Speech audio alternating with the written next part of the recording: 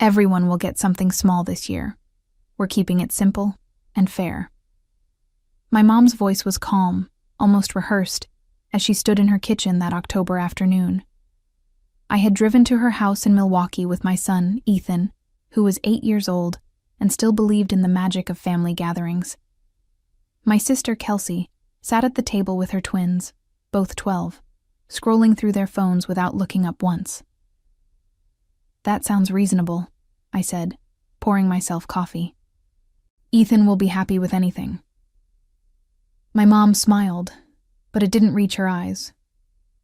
She had that look she always wore when she was planning something, the one that made me uneasy, but I could never quite pinpoint why. I brushed it off.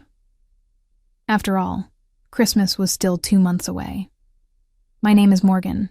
I'm 35, a single mom, and I work as a regional manager for a pharmaceutical distribution company. It's demanding work, but it pays well enough that I can provide for Ethan and still have a little left over. His father hasn't been in the picture for 6 years, not since he decided fatherhood wasn't part of his life plan. So it's been just the two of us, navigating life together. I've always prided myself on being independent. I don't ask my family for help, not financially anyway. I make my own way. But I still show up for holidays, still try to maintain those connections even when they feel more like obligations than genuine relationships. Kelsey finally looked up from her phone. "Mom, the kids really want the new phones for Christmas. You know, the ones with the good cameras."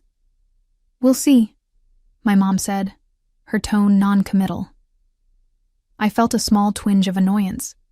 Kelsey's husband, Todd, worked in sales and made decent money. They weren't struggling, but my sister had always been good at asking for things, good at making people feel like they owed her something. "What about you, Ethan?" my mom asked, bending down to look at my son. "What do you want for Christmas?" Ethan shrugged, his small shoulders barely moving. "I don't know. Maybe some art supplies or books." My mom patted his head absently. "We'll figure something out."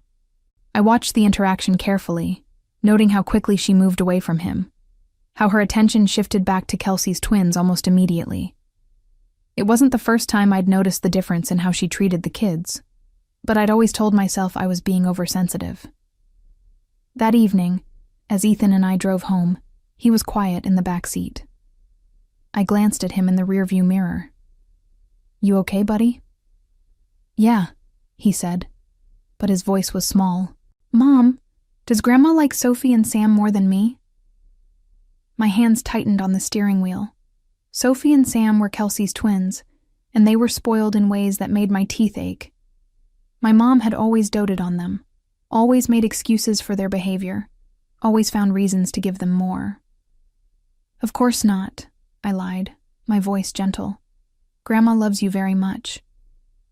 But even as I said it, I knew it wasn't entirely true.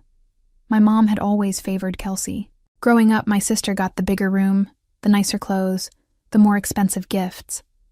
I was the responsible one, the one who didn't need as much attention, the one who could figure things out on her own. And somehow, that pattern had extended to our children. I had spent years telling myself it didn't matter. I had built a good life for Ethan and me. We didn't need anyone else's validation. But watching my son's face in that mirror, seeing the uncertainty there, made something inside me crack just a little. 2 weeks later, I got a call from my mom asking about health insurance. She and my dad had been on my family plan for 3 years now, ever since my dad's company changed their benefits and their premiums skyrocketed. I had added them without hesitation because that's what family does. "Just checking that everything's still good for next year," she said. "Of course. You and Dad are covered. Kelsey too, right?" I had added my sister to the plan 18 months ago when she went through a rough patch with Todd's job. "Yes, thank you, honey. You're so good to us." I should have felt warm hearing those words.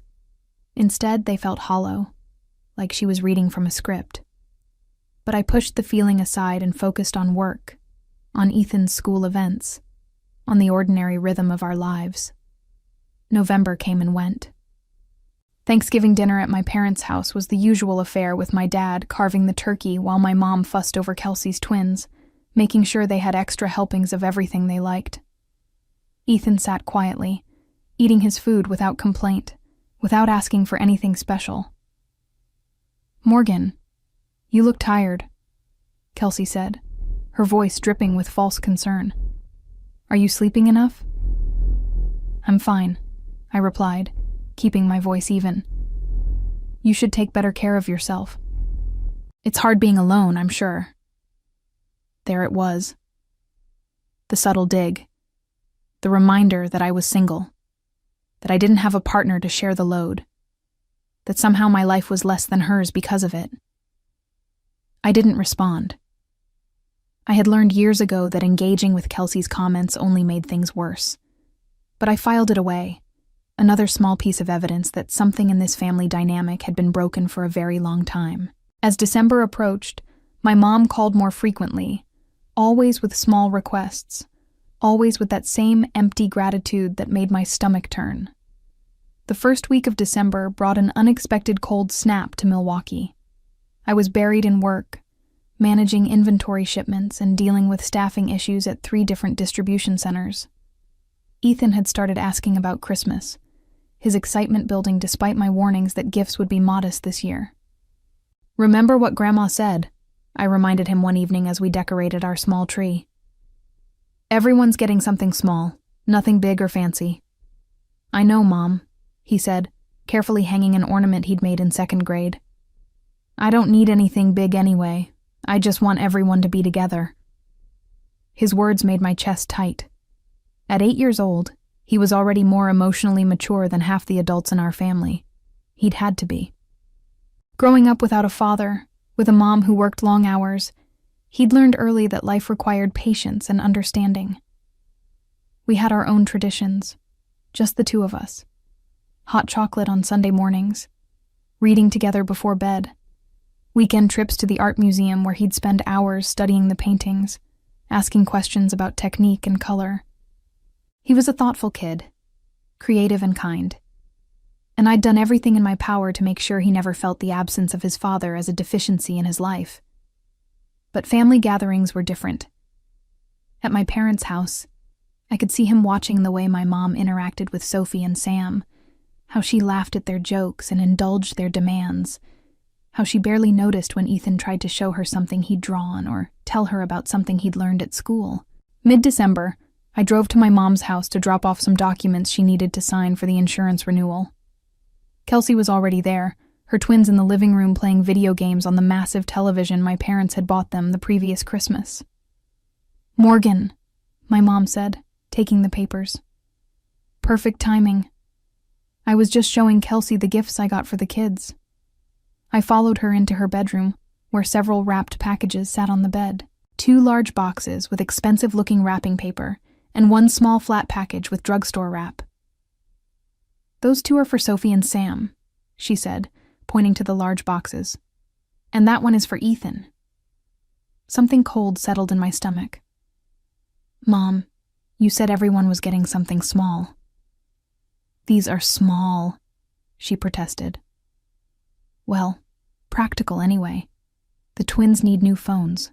Their old ones are ancient." "They're barely a year old," I said, my voice tight. "Teenagers need good phones for school," Kelsey chimed in from the doorway. "You wouldn't understand since Ethan's still young." I looked at the small package that was meant for my son. "What did you get, Ethan?" "Socks," my mom said brightly. "Good quality ones. He's growing so fast I thought practical made sense." "Socks. They're nice socks," she insisted. "From that outdoor store. They were expensive." I stared at her, waiting for her to recognize the absurdity of what she was saying. Phones for the twins, socks for Ethan, everyone getting something small. "Morgan, don't make that face," Kelsey said. "Mom's on a fixed income. She can't buy expensive things for everyone." "Those phones cost at least $600 each," I said flatly. "Well, we pitched in some money too," Kelsey admitted. "The kids really needed them." The room felt like it was tilting. I had spent years making excuses for my family, years convincing myself that the unequal treatment wasn't as bad as it seemed, that I was being too sensitive. But this was blatant. This was cruel. "Ethan won't mind," my mom said, completely missing or ignoring my distress. "He's such an easy child, not demanding like some kids. He's easy because I've raised him to be grateful for what he has," I said, my voice shaking. "Not because he deserves less." "Nobody said he deserves less," Kelsey snapped. "You're being dramatic. It's just Christmas presents." I left without another word, driving home in a fog of anger and hurt. When I got there, Ethan was at his desk, working on a drawing. He looked up when I came in, his face brightening. "Mom, look what I made. It's for Grandma for Christmas." He held up a carefully drawn portrait of our family, all of us together, smiling. The detail was remarkable for an 8-year-old. He'd spent hours on it, I could tell. "It's beautiful, honey. Do you think she'll like it?" I looked at my son's hopeful face, at the artwork he'd poured his heart into, and something inside me shifted. I had protected him from so much, had worked so hard to give him a stable, loving home. But I had failed to protect him from this, from the casual cruelty of people who should have loved him unconditionally. "She'll love it," I said, because what else could I say? That night, I lay awake thinking about those wrapped packages, about the difference between $600 phones and a package of socks. I thought about every time my mom had casually dismissed Ethan's accomplishments while celebrating Sophie and Sam's mediocre efforts. Every time Kelsey had made snide comments about my life while ignoring the fact that I was the one keeping our parents on my health insurance, the one who showed up when anyone needed help. I had always been the reliable one, the one who didn't complain, the one who made things work. And this was how they valued that reliability. By the time morning came, I hadn't slept at all. But I knew exactly what I was going to do. Christmas morning arrived with fresh snow covering Milwaukee's streets. Ethan woke up early, excited despite my repeated warnings that gifts would be modest. We opened our presents to each other first, just the two of us in our living room. I had gotten him art supplies, books he'd been wanting, and a new winter coat he actually needed. He had used his allowance to buy me a coffee mug with "World's Best Mom" painted on it in wobbly letters. I held it and fought back tears. "Do you like it?" he asked anxiously. "I love it," I said, pulling him into a hug. "It's perfect." We were supposed to be at my parents' house by noon. I dressed carefully, putting on my best sweater, making sure Ethan looked neat and presentable. He carried the portrait he'd made for my mom, wrapped carefully in paper he'd decorated himself. The drive over was quiet. Ethan hummed Christmas songs under his breath, and I gripped the steering wheel tighter than necessary. I had spent the past week preparing myself for this moment, running through scenarios in my head, trying to predict how everything would unfold. My parents' house was already full when we arrived. Kelsey's family had gotten there early, and Sophie and Sam were showing off new outfits they'd received that morning. My dad was in his chair reading the paper, barely looking up when we came in. "Merry Christmas!" my mom called out, rushing over to hug Kelsey's twins. She patted Ethan on the head, absently. "Go put your coats in the back room." I watched as Ethan carefully placed the wrapped portrait under the tree with the other gifts. He'd added a tag that read, "To Grandma, love Ethan," in his careful handwriting. Lunch was the usual chaos. My mom had made a ham, and Kelsey had brought side dishes that she made sure everyone knew were from an expensive gourmet store. The twins monopolized the conversation, talking about their plans for the new year, their sports teams, their school drama. Ethan ate quietly, occasionally trying to add something to the conversation, but getting talked over by Sophie or Sam every time. I saw him eventually give up, just focusing on his food. After lunch, it was time for presents. My mom played Santa, handing out gifts with great ceremony. She started with the twins. "These are very special," she announced, handing them the large boxes I'd seen in her bedroom. "I know you two have been wanting these." Sophie and Sam tore into the wrapping paper, squealing when they saw the phone boxes. They immediately started opening them, ignoring everyone else in the room as they powered up their new devices. "Mom, this is too much," Kelsey said, but her voice was pleased, satisfied. "Only the best for my grandchildren," my mom replied. Then she picked up the small flat package. "And this is for Ethan." My son took it carefully, his face expectant. He opened it slowly, not tearing the paper like the twins had done. When he saw what was inside, his expression didn't change. But I saw something die behind his eyes. Socks. A 3-pack of wool socks from an outdoor store. "Do you like them?" my mom asked. "They're very good quality. They'll keep your feet warm." Ethan looked at the socks, then at his cousins with their phones, then back at the socks. "Thank you, Grandma," he said quietly. "That's it?" Kelsey laughed. "Not even an excited thank you? Kids these days don't appreciate practical gifts." "He said thank you," I said, my voice sharp. "Well, he could sound more grateful," my mom added. "Those socks weren't cheap." I watched my son clutch the package of socks, his small hands tight on the cardboard packaging.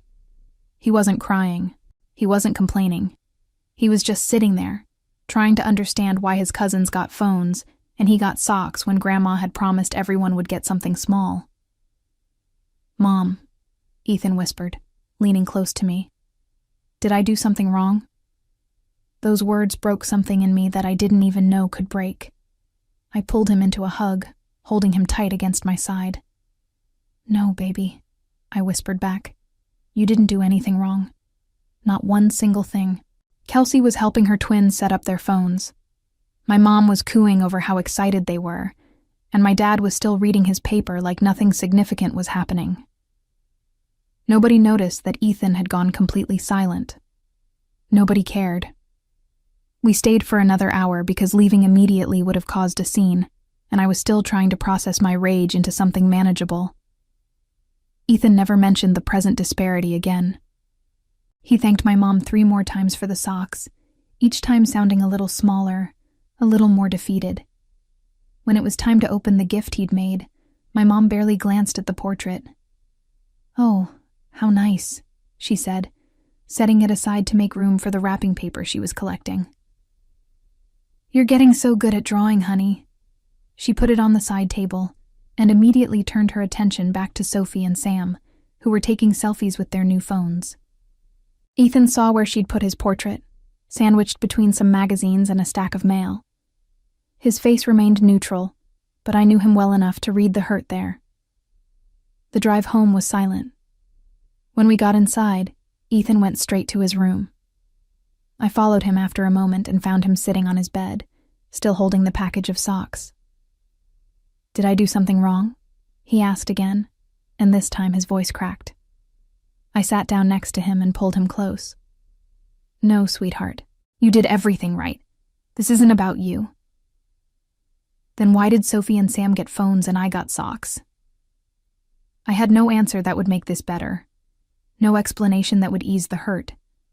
So I just held him while he cried quietly into my shoulder, mourning something he was too young to fully understand, but old enough to feel deeply. That night, after Ethan was finally asleep, I sat at my kitchen table with my laptop. I pulled up my health insurance portal and looked at the family plan that covered my parents, my sister, and her husband. Then I smiled and started typing. The day after Christmas, I woke up with a clarity I hadn't felt in years. Ethan was still sleeping, exhausted from the emotional toll of the previous day. I made coffee and sat at my kitchen table, reviewing the health insurance portal on my laptop. My family plan covered 6 people: me, Ethan, my parents, Kelsey, and her husband Todd. The cost was substantial, over $800 a month deducted from my paycheck. I had never complained about it. When my dad's company changed their benefits 3 years ago and their premiums tripled, I had added them without hesitation. When Kelsey hit a rough patch with Todd's job 18 months ago, I had added them too. Because that's what family does. That's what I had been taught. You help each other. You support each other. You show up when it matters. Except it only seemed to work one way. I pulled up my phone and scrolled through the photos from yesterday. There was one Kelsey had posted on social media. Sophie and Sam holding their new phones, huge smiles on their faces, with the caption, "Spoiled by the best grandma ever. These kids are so blessed." Blessed. The word made my stomach turn. I looked at the date on my insurance portal. The next billing cycle started January 1st, 5 days away. Changes to the family plan could be made up until December 31st at midnight. Perfect timing. But I didn't do anything yet. I needed to think this through. Needed to be absolutely certain. This wasn't a decision to make in anger. It was a decision that would have consequences, and I needed to be ready for them. I spent the day with Ethan, taking him to the movies and then out for pizza. He seemed better, more like himself, though I caught him being unusually quiet during the film. At dinner, he pushed his pizza around his plate. "Mom, why doesn't Grandma like me as much as Sophie and Sam?" I had been dreading this question. "It's complicated, honey." "Is it because I don't have a dad?" The words hit me like a physical blow. "What? No, Ethan, no. That has nothing to do with anything. Sophie said her mom said that Grandma feels sorry for you because you're alone, that I'm probably harder to deal with because I don't have a dad to help discipline me." My hands clenched into fists under the table. Kelsey had said that. My sister had said that about my son, about me, and my mother had apparently agreed, or at least hadn't corrected her. "Sophie shouldn't have said that," I managed, keeping my voice level.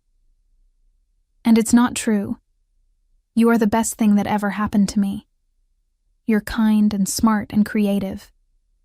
Any difference in how you're treated has nothing to do with you and everything to do with other people's problems." He looked at me with those big, serious eyes. "Are we going to keep going to Grandma's house?" It was a fair question. "I don't know yet," I answered honestly. "But whatever happens, you and I are going to be just fine. We always are."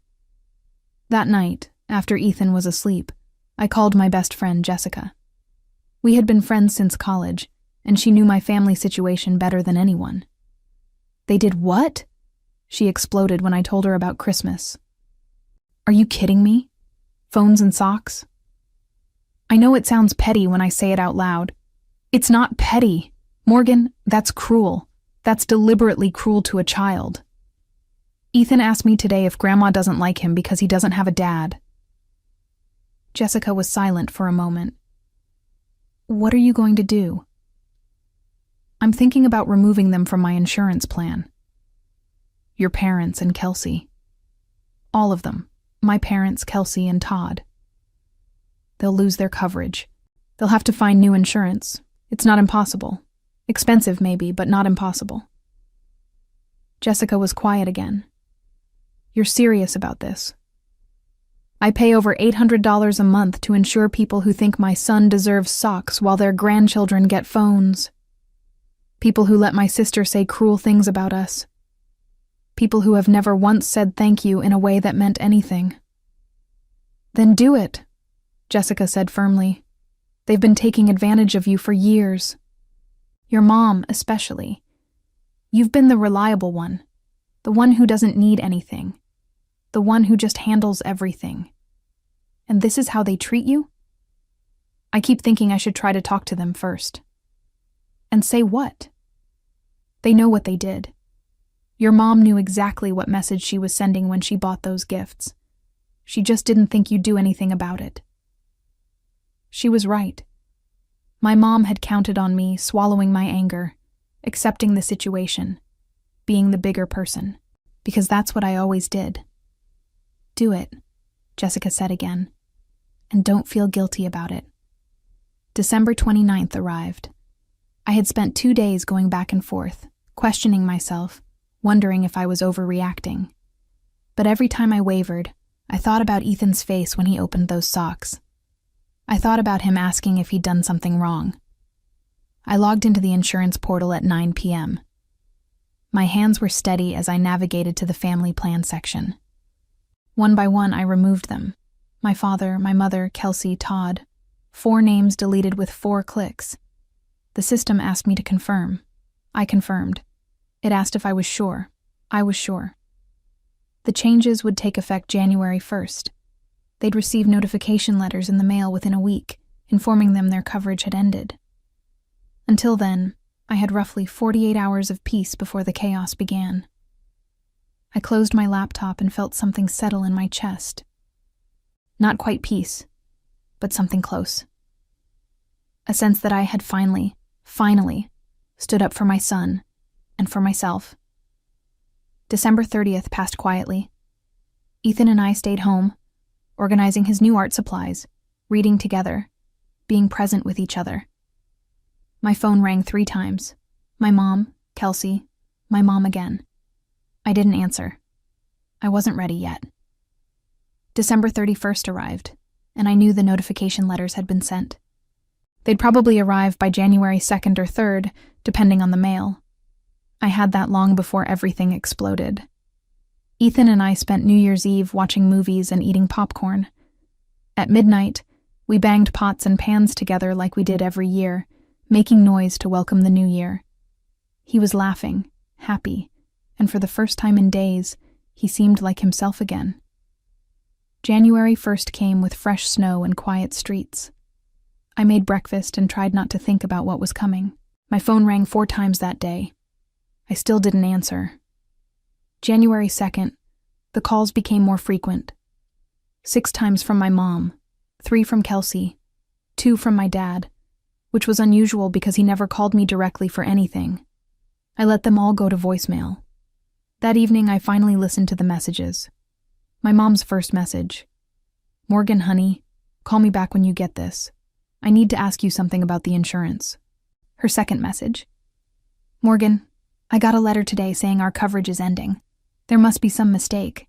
Can you call the insurance company and sort this out?" Her third message. "Morgan, this isn't funny. Call me back right now." Kelsey's messages were progressively angrier. "Mom got a weird letter about insurance. Do you know anything about this?" Then, "Morgan, pick up your phone." Then, "Are you seriously ignoring us? What is wrong with you?" My dad's message was tired. "Morgan, your mother is very upset. Please call us back." I didn't call back.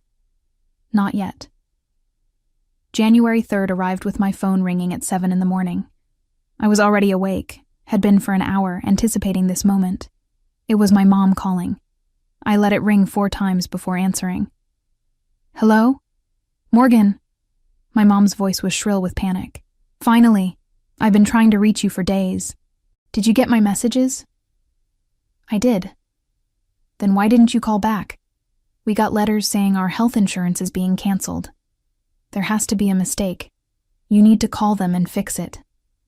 I poured myself coffee, letting the silence stretch. "It's not a mistake, Mom." "What? What are you talking about?" "I removed you, Dad, Kelsey, and Todd from my family plan. The coverage ended January 1st. The silence on the other end was deafening. Then, "You did what?" "I removed you from my insurance. You'll need to find your own coverage now." "Morgan, you can't do that. We need that insurance. Your father has doctor appointments scheduled. I have prescriptions that need refilling. You can't just cancel our insurance." "I can, actually. It's my plan. I've been paying for it for 3 years. But we're family. You can't just abandon us like this." The word abandon hit something raw in me. "Like you abandoned my son on Christmas? When you gave his cousins $600 phones and gave him socks? Oh, for heaven's sake. Is this what this is about? You're upset about Christmas presents? I'm upset that you promised everyone would get something small and then gave Sophie and Sam expensive gifts while my son got socks. I'm upset that you didn't see anything wrong with that. I'm upset that when Ethan asked if he'd done something wrong, I had no good answer for him. He's being dramatic. They're just presents." He's 8 years old, Mom, and he's not being dramatic. He asked me if you don't like him because he doesn't have a father. Do you know why he asked that? Because Sophie told him that Kelsey said you feel sorry for me for being alone, and that I'm probably harder to raise because I don't have a husband to help discipline me. My mom was quiet for a moment. Kelsey shouldn't have said that. But she did. And apparently you agreed, or at least you didn't correct her. So Ethan, who is 8 years old, thinks his grandmother doesn't love him as much because his father left. Morgan, you're blowing this out of proportion. Am I? Because from where I'm standing, my son received the message loud and clear that he's worth less than his cousins, and I'm done pretending that's acceptable. So you're going to punish us by taking away our health insurance? That's incredibly vindictive. I laughed, but it wasn't a pleasant sound. Vindictive? I've been paying for your insurance for 3 years. I added Kelsey and Todd when they needed help. I've never asked for anything in return, but the moment I stop giving you something, I'm vindictive. We needed that insurance. Then you should have treated my son with basic respect. You should have kept your promise about small gifts. You should have thought about how your actions would affect a child. Morgan, please. You're being unreasonable. Can we just talk about this? We are talking about it. The answer is no. Find your own insurance. We can't afford the premiums on our own. You know that. Then maybe you shouldn't have spent $1,200 on phones for the twins. That's different. How? Explain to me how that's different. She couldn't. Or wouldn't. The silence stretched again. Finally, she said, Your father and I raised you better than this. We taught you about family loyalty. You taught me that family means being there for people even when they don't deserve it. But you forgot to teach me that it should go both ways. I hung up before she could respond. My hands were shaking, but not from fear or regret. From release. From finally saying things that had needed to be said for years. The phone rang again immediately. Kelsey this time. I answered. What the hell is wrong with you? She screamed before I could even say hello. Mom just called me crying. You canceled our insurance? I removed you from my family plan, yes. How could you do that? Todd and I need that coverage. We have 2 kids. You also have 2 incomes. You can afford your own insurance. It's going to cost us a fortune. We can't afford premiums right now. But you could afford to chip in for $1,200 worth of phones. That's completely different. Everyone keeps saying that, but nobody can explain how. Those were Christmas presents for our children. You're going to punish Sophie and Sam because you're jealous. I'm not punishing anyone. I'm simply choosing not to pay $800 a month to subsidize people who think my son deserves socks while their kids get phones. God, you're such a martyr. You always have to make everything about you. This isn't about me, Kelsey. It's about Ethan. It's about the fact that on Christmas morning, when he opened his present and saw what he got compared to his cousins, something broke in him, and none of you noticed or cared. He's fine. Kids need to learn that life isn't fair. He's learning that, don't worry. He's learning that his grandmother and his aunt think he's worth less than his cousins. He's learning that family means different things to different people. He's learning that sometimes the people who are supposed to love you will hurt you in ways that can't be fixed. You're being ridiculous. They're just presents. If they're just presents, then this is just insurance. Find your own. Mom said you're jealous because I have a husband and you don't. That you've always resented me for having a complete family. There it was. The real truth, laid bare. This was what they said about me when I wasn't around. This was how they justified the different treatment. You know what, Kelsey? You're right. I am jealous. I'm jealous that your kids have a grandmother who loves them. I'm jealous that you've never had to question whether you matter to our parents. I'm jealous that you get to take family support for granted while I've spent years earning crumbs of affection. That's not true. It is true. And I'm done. I'm done begging for equal treatment. I'm done pretending that socks and phones are the same thing. I'm done paying $800 a month to people who think my son is less important than yours. You can't do this. I already did. Find your own insurance, Kelsey. Consider it a lesson in independence. I hung up on her too. The phone rang 6 more times that day. I didn't answer any of the calls. I had said everything I needed to say. The next 2 weeks were predictable in their chaos. My mom called daily, alternating between guilt trips and anger. Kelsey sent text messages ranging from pleading to threatening. My dad called once more, trying to be the voice of reason, asking me to reconsider. I didn't reconsider. What I hadn't anticipated was how the rest of my family would react. My aunt, my mom's sister, called me to say I was being cruel. My uncle sent me an email about the importance of family forgiveness. Cousins I hadn't spoken to in years suddenly had opinions about my decision. The narrative my mom had constructed was simple. I was being vindictive over Christmas presents. I was punishing sick, elderly parents over a petty disagreement. I was putting my pride above family needs. What they didn't know, because my mom conveniently left it out, was that I had been paying for their insurance for 3 years, that I had supported Kelsey through her rough patch, that the petty disagreement was about a child being made to feel worthless. Jessica told me to ignore them all. They don't know the full story, and they don't want to know it. Your mom is making herself the victim because that's easier than admitting she was wrong. She was right, but it still hurt. I had expected anger from my immediate family. I hadn't expected the extended family to pile on without asking for my side of the story. Work became my refuge. I threw myself into a major project at the pharmaceutical company, reorganizing our distribution network across 3 states. It was complex, demanding work that required my full attention. My boss, a woman named Patricia, who had always been fair with me, noticed something was off. "Everything okay?" she asked one day in late January. "Family stuff," I said vaguely. She nodded, understanding that sometimes that's all that needs to be said. "Well, if you need anything, let me know. You're doing excellent work on this project, by the way." The validation felt good. At least someone appreciated what I contributed. At home, Ethan had started coming out of his shell again. He was drawing more, talking more, seeming lighter somehow. One evening, he brought me a new picture he'd made. "It's us," he said, showing me a drawing of just the 2 of us, standing in front of our house.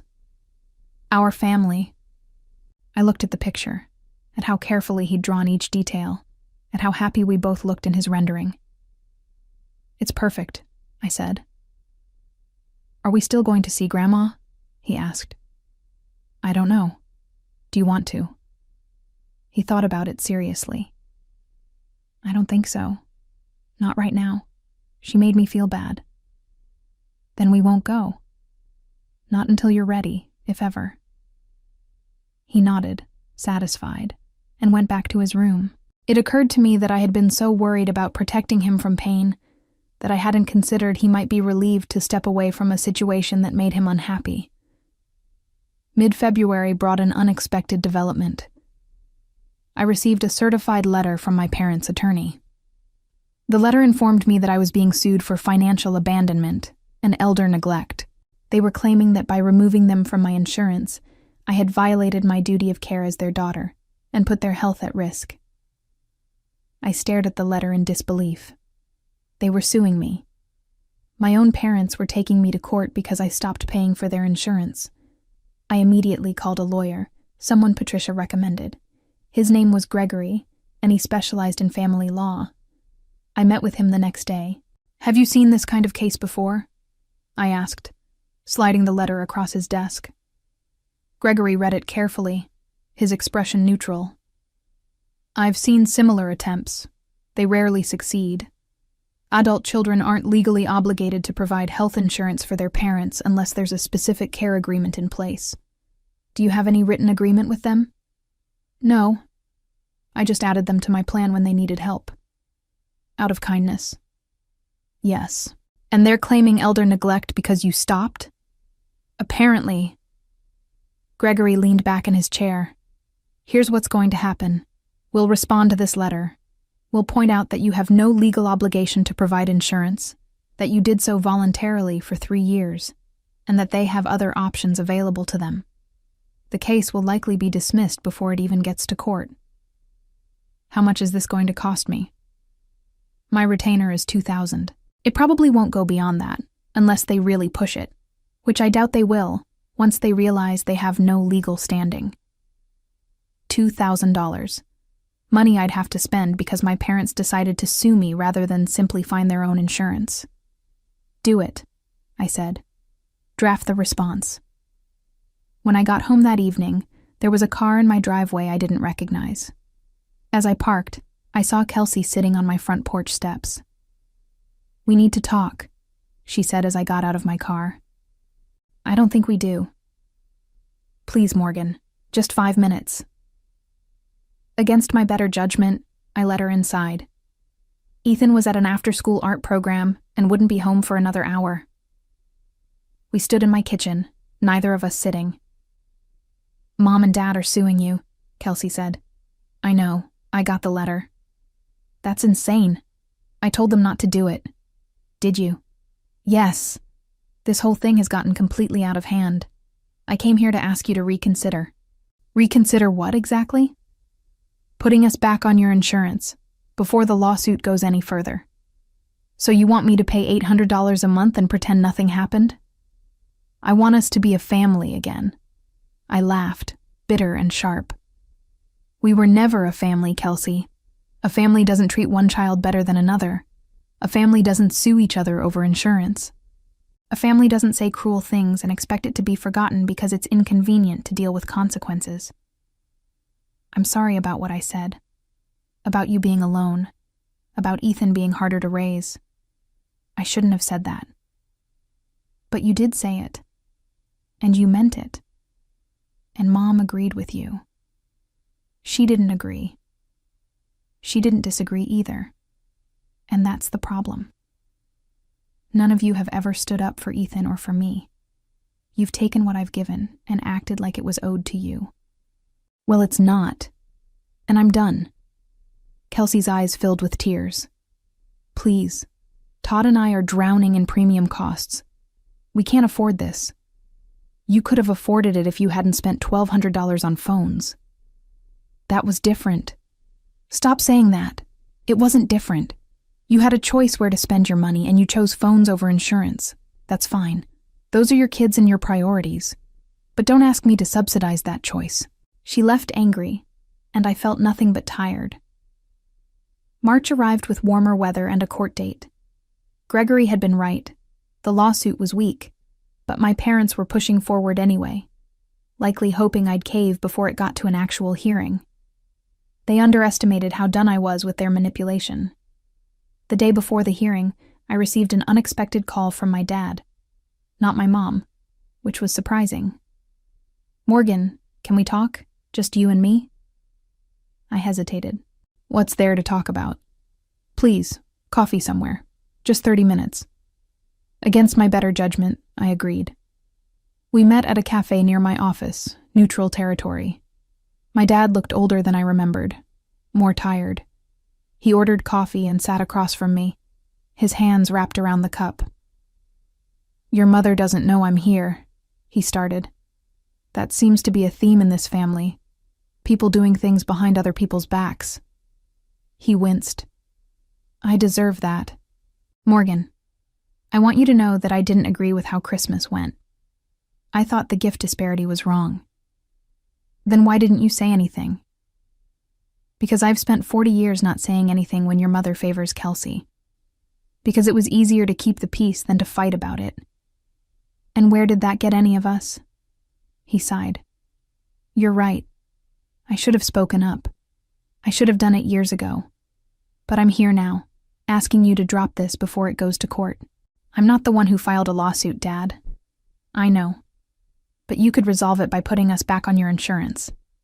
Why would I do that? Because we're family. I set my coffee down carefully.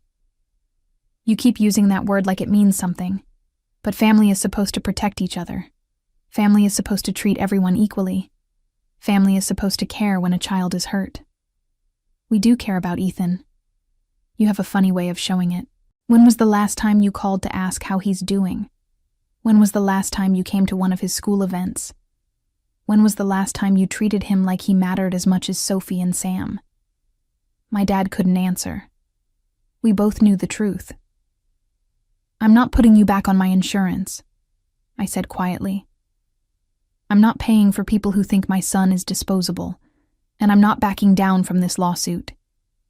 If you want to take me to court, fine.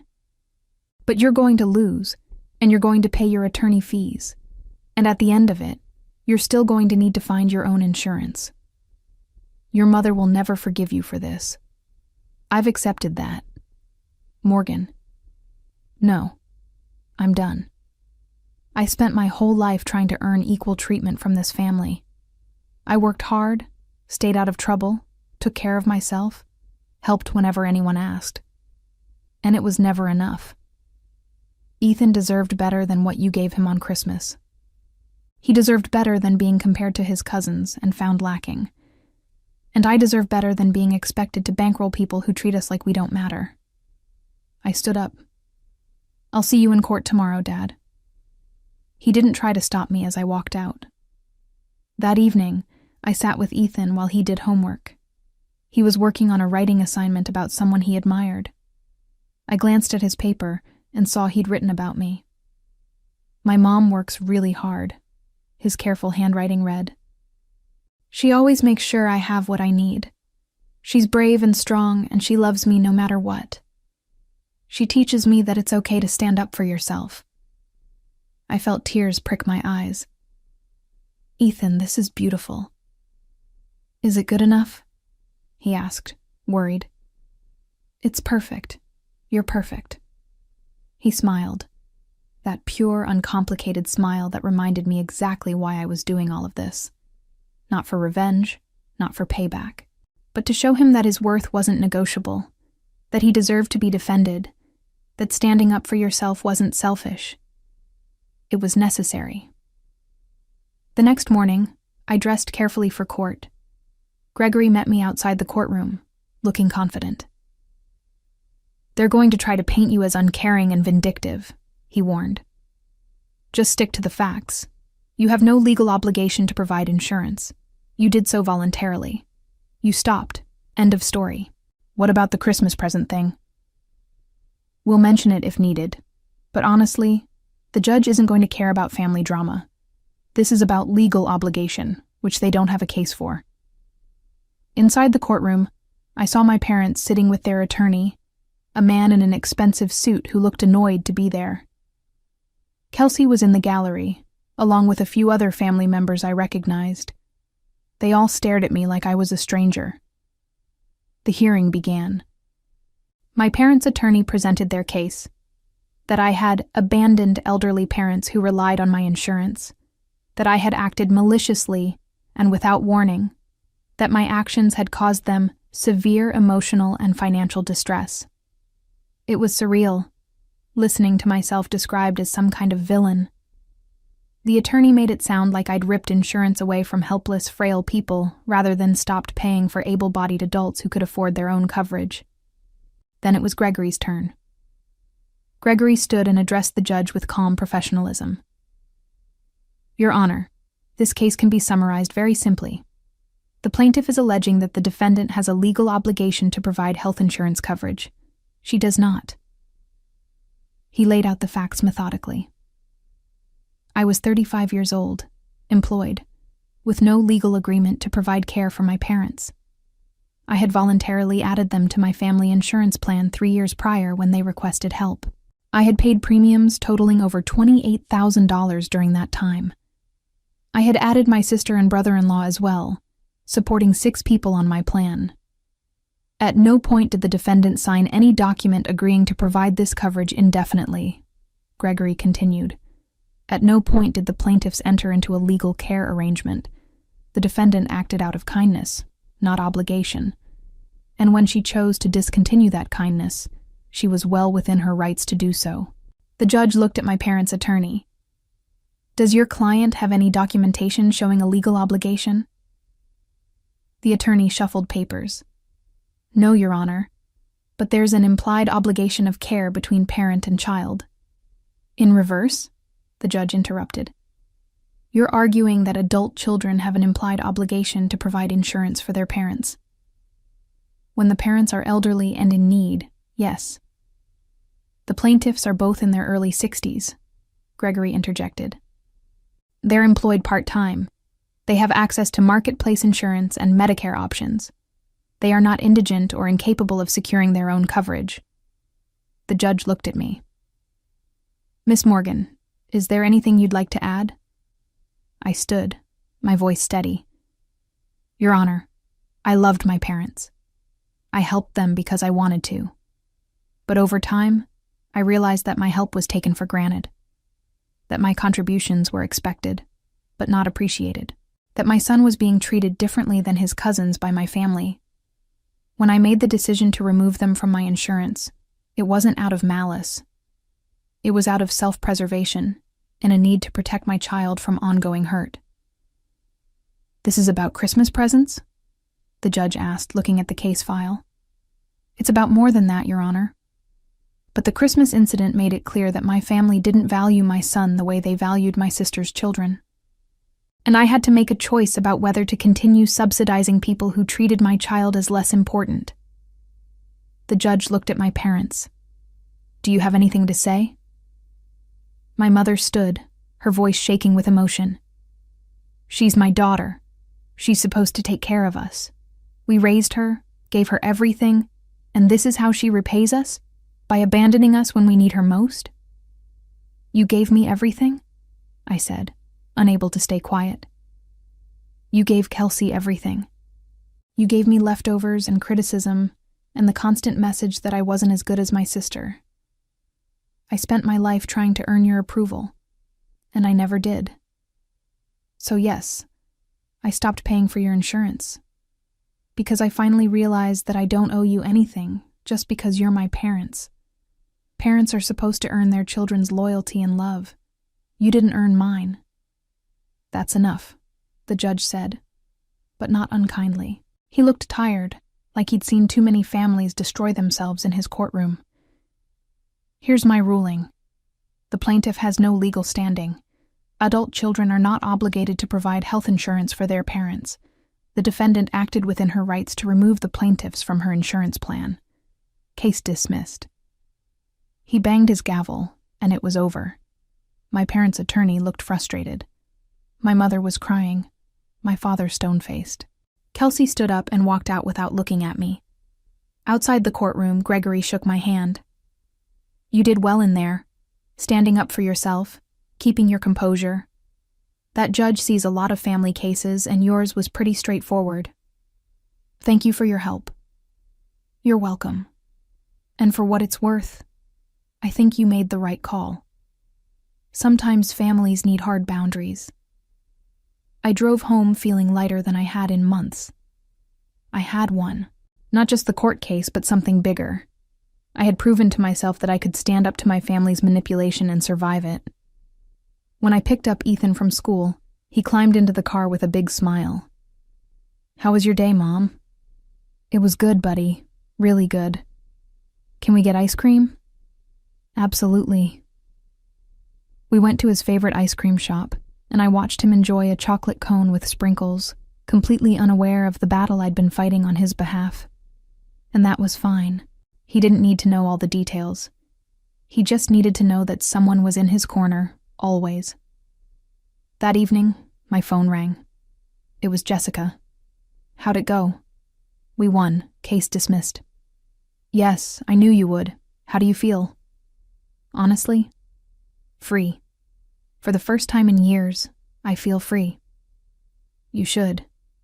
You stood up for yourself and for Ethan. That takes courage. It shouldn't have taken me this long. Better late than never. So what's next? I looked around my small house, at the drawings Ethan had hung on the walls, at the photos of just the two of us.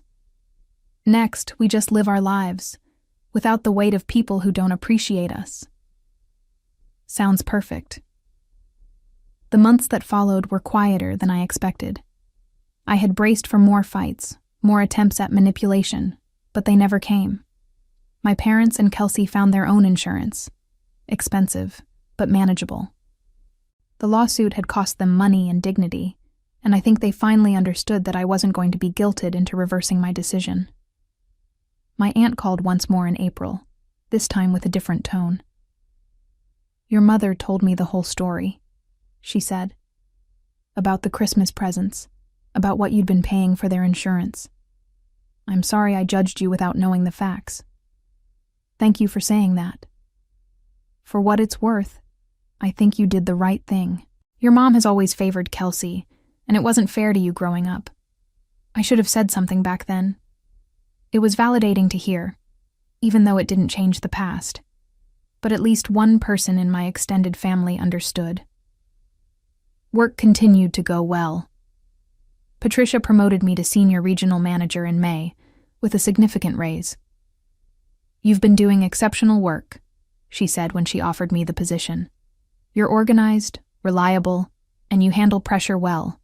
The company needs more people like you in leadership." The extra money meant I could put more away for Ethan's college fund, take him on a real vacation that summer. We went to Colorado, spent a week hiking and exploring mountain towns. Ethan took hundreds of photos, filled a sketchbook with drawings of landscapes and wildlife. "This is the best trip ever," he said one evening as we watched the sunset from our cabin porch. "Better than Christmas?" I teased gently. He thought about it. "Way better, because here, it's just us, and we're happy." Out of the mouths of children. In late June, I got an unexpected message from my dad. Not a call, just a text. "I'm proud of you for standing up for yourself and Ethan. I should have done more to protect you both. I'm sorry." It wasn't everything I needed, but it was something. I wrote back, "Thank you." That was the extent of our communication. Maybe someday we'd rebuild something, but I wasn't holding my breath, and I was okay with that. Ethan started 3rd grade in September, confident and happy. He'd made close friends, kids who appreciated his creativity and kindness.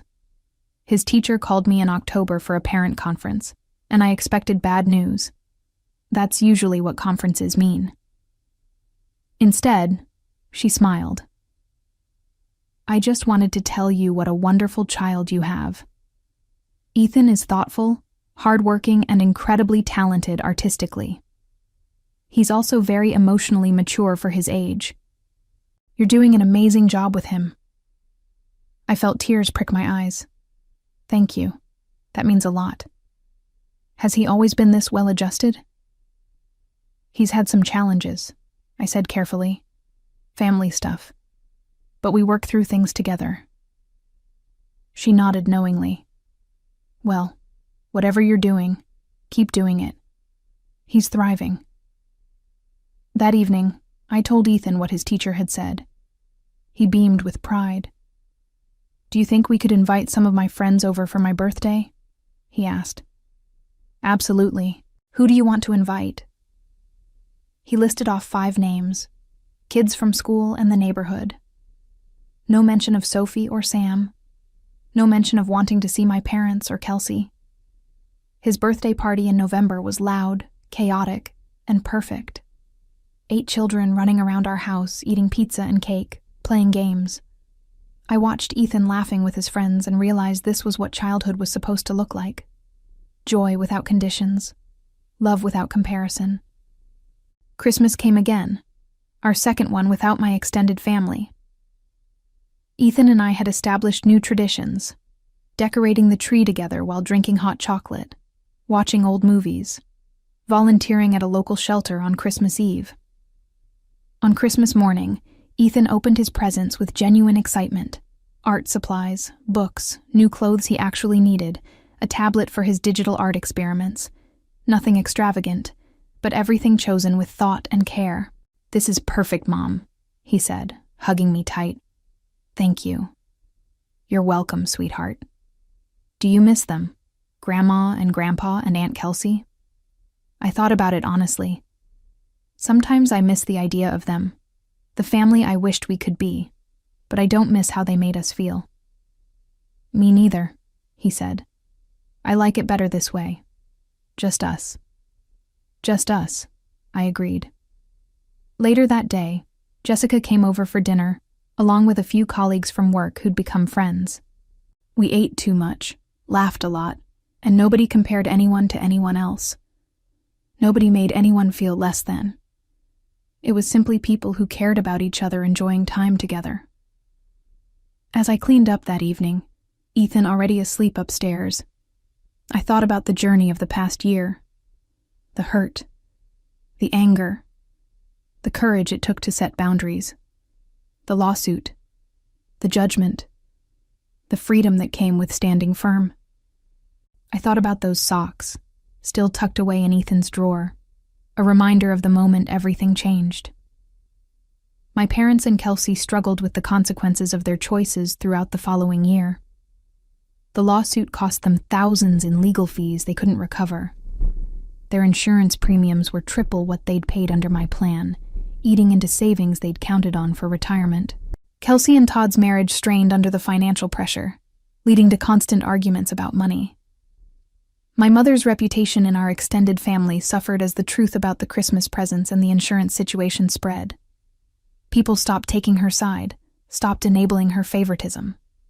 Sophie and Sam, now teenagers, began asking uncomfortable questions about why they never saw their cousin anymore, forcing Kelsey to confront her own role in the family fracture. My father, perhaps feeling the weight of years of silence, became increasingly withdrawn. They had gambled that I would always be the reliable one, the one who swallowed hurt for the sake of peace.